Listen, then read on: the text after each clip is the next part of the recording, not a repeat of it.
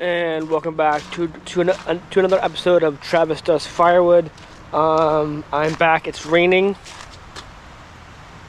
It's raining in the Northwest. You see the trees, puddles on the ground.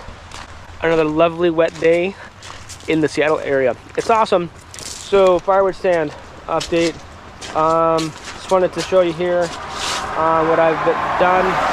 Have not replaced the premium cedar since it was stolen last time. I do have some non-premium in the back there. I think about 3 bundles or so. So if they need kindling, it's there. But what I have here is this. I'll get into this in a second. The sign that I put on top of the bundles. That seems to be the hot ticket of people stealing wood is the bundles, because you go here and it's all encompassed and you go. Whereas these racks, they're not wrapped, so you have to take one by one or put in your arm, put in your truck or your trailer when you come by. A lot faster to steal the bundles. So that's why this is here. I have some footage for you to see. Let's get into it.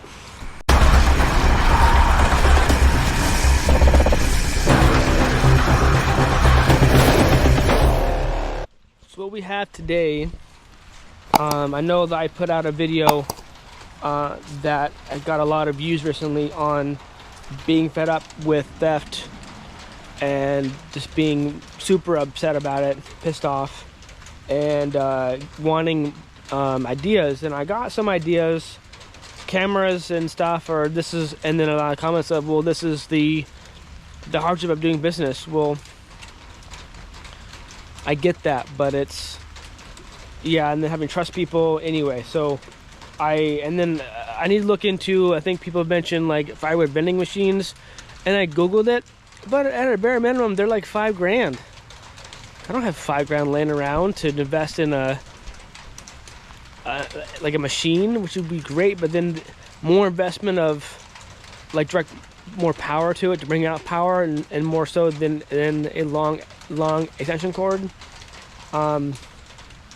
I guess that's an option, but I would just that, and someone mentioned like using those keyless entry door locks where you can type in a code and it opens, and so using like several of those for different compartments of the stand.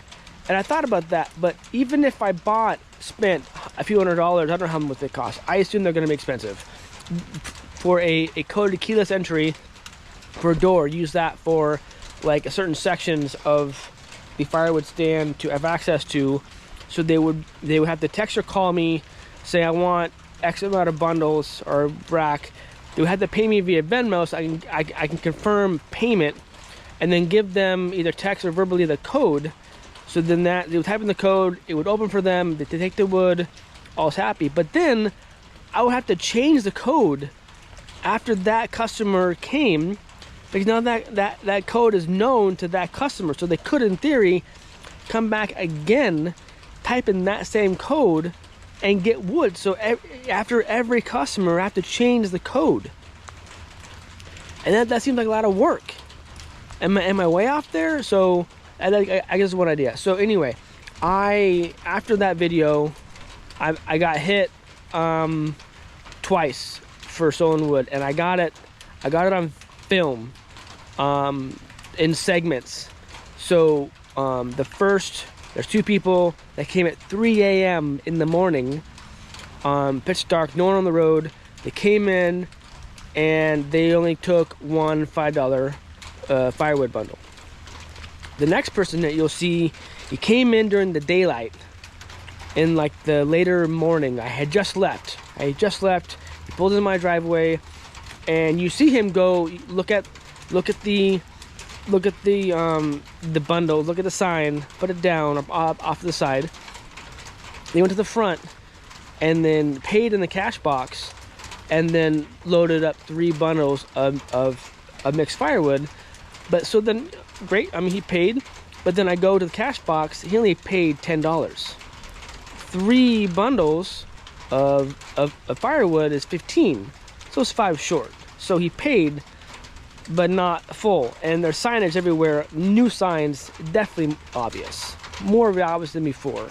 So either he forgot a 5 or whatever, or I don't know, but I was shorted $5, which again is not a lot of money. And if I've said over $5 that I should not be in the business, but $5 times $5 times so many times it happens.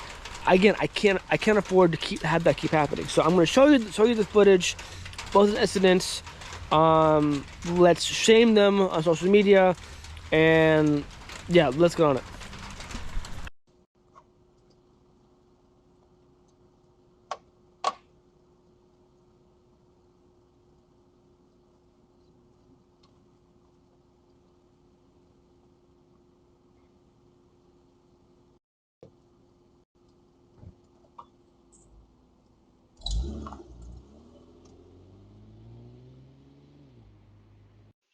So what you see here are two clips that are very, very short. They may have been here for a maximum, I don't know, like 45 seconds, maybe 30 seconds. The two clips combined, I think, are 25 seconds long. I've zoomed in on this one, and I'll just have these two be on loop for while I'm talking through it. So what you see is one guy get out and come to the main face of the stand where it had the new signage, and he looks at the sign on that is on top of the 3 firewood bundles, looks at it, may have read it, and then puts it down on the same wood, and not discarding it or put it on the other rack of wood, puts it down, but then proceeds to go to the front of the stand, around to the bush side that is hard to see from the road or from my cameras on the house, and takes a single firewood bundle that's on the other side, and then they leave with the car, um, with the door almost open, and then they peace out. So the sign deterred him from. I assume they're both males. Um, I deterred the first guy from taking that wood for some reason, but not enough to walk around to the other side of the stand and take only a single bundle. So I don't know if they're the same uh, car or folks that took the $50 of wood that I had in the previous video. I don't know, but if you're, I don't know, like, it's hard to tell because I didn't have cameras on at that time. But definitely super shady. Coming at 3 a.m. in the morning. This is why it's so dark. And I'm sorry for the camera angle and for the water on the lens. I've since corrected that. It's in the same position, but definitely uh, better covered, and so there's no rain on it, and it's not tilted like that. So sorry about that, but so that's that story. It's unfortunate, but the sign at least did something. But I don't. Yeah. So let's move on to the next um, thief.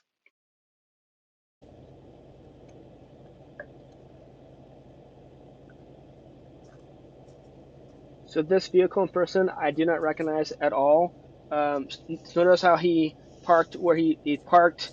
Uh, had in his pocket his wallet, put money in the firewood stand, and ducked around it, and went to the bundles, saw the sign, read it a little bit, and put it on top of the other rack, and then proceeds to take the bundles.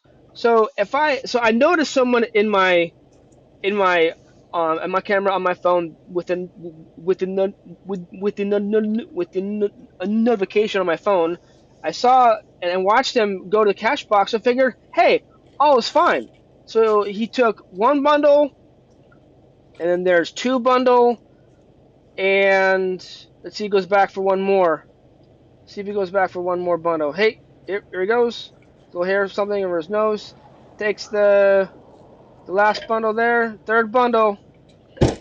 Yep. Closes the back. Angle's wonky, so I can't see his license plate. And takes off. And there he goes.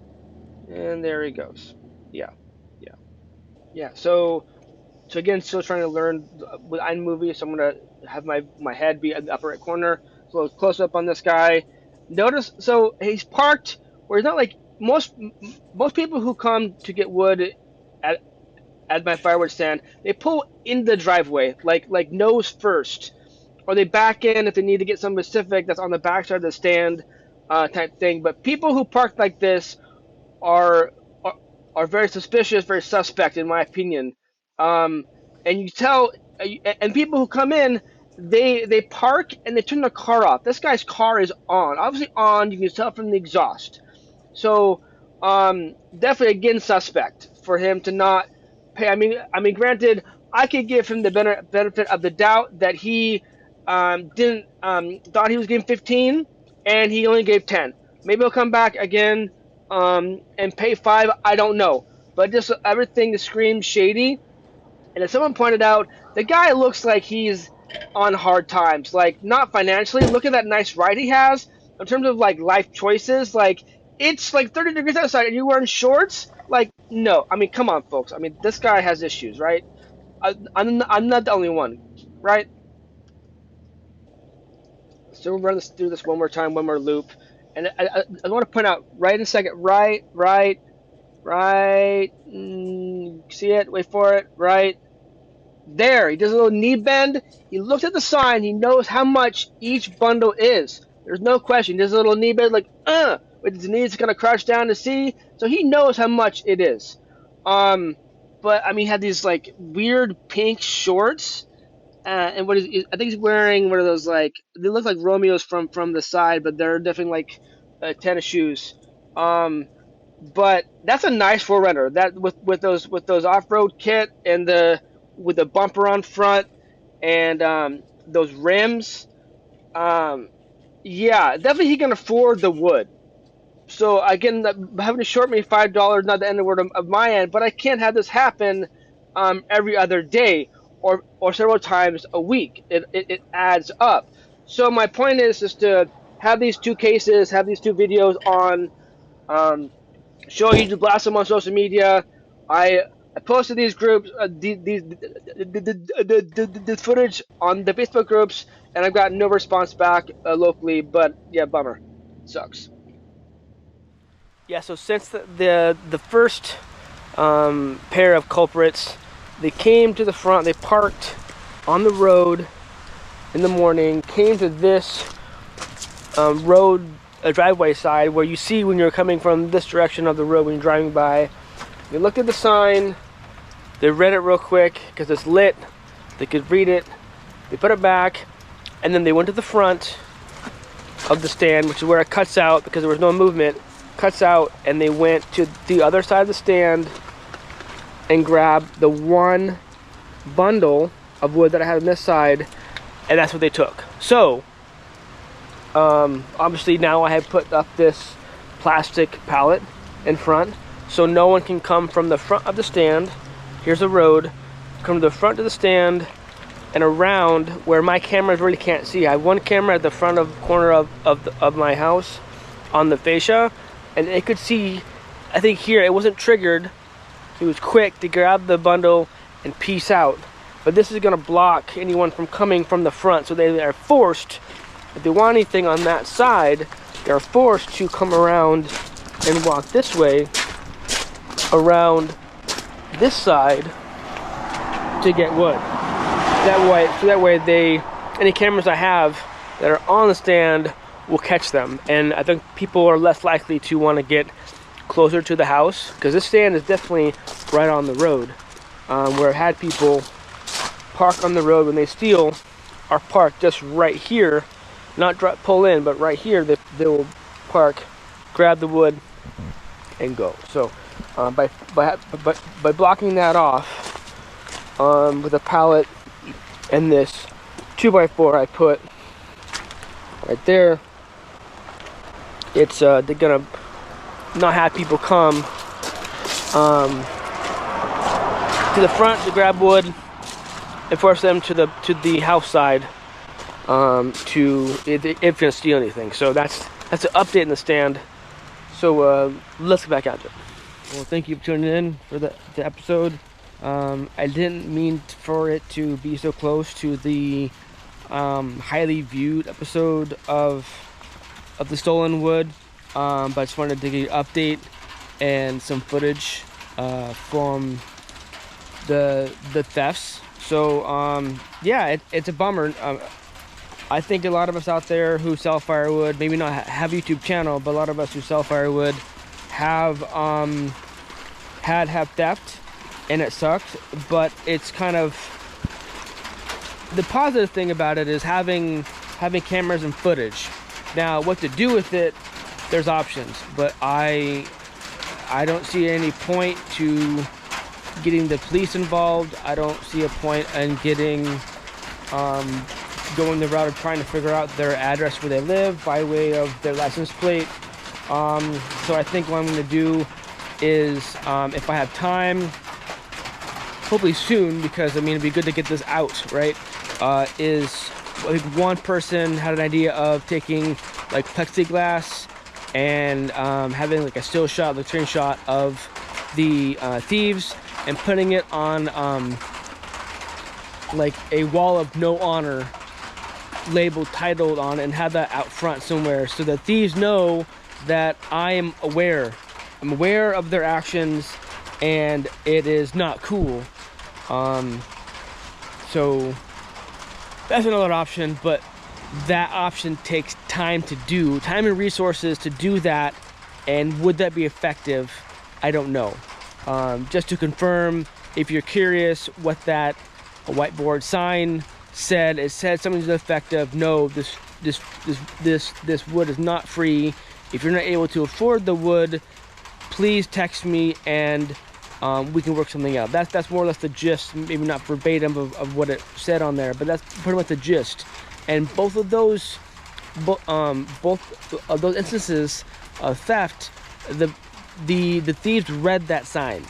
They read it, or at least they glanced at it enough to be like, to look at it and pause for a second and move on. So that's what that said. Maybe you couldn't read my handwriting. I have really crappy handwriting. My parents thought that I would become a doctor because my penmanship sucks. But no, I did not become a doctor. So thank you for tuning in today. I have some more ideas in the pipeline. Stay tuned. And I am almost at 500 subs. I am so close, and I'm very excited to share with you a special video when I hit 500 subs. So if you haven't already, you've been a viewer, long-time viewer, or maybe a new viewer, this is the only time I'll probably self-promote the channel, but I want to hit 500 subs to share with you a very special video of thanks and where I've come from, or where I've to get to this point in terms of YouTube and filming and that. So yeah, I'm very excited to share that with you. So go ahead and let's get to that point. Let's do it. So yeah, thank you for tuning in, and I'll see you next time. Keep cutting. Be safe. Cheers.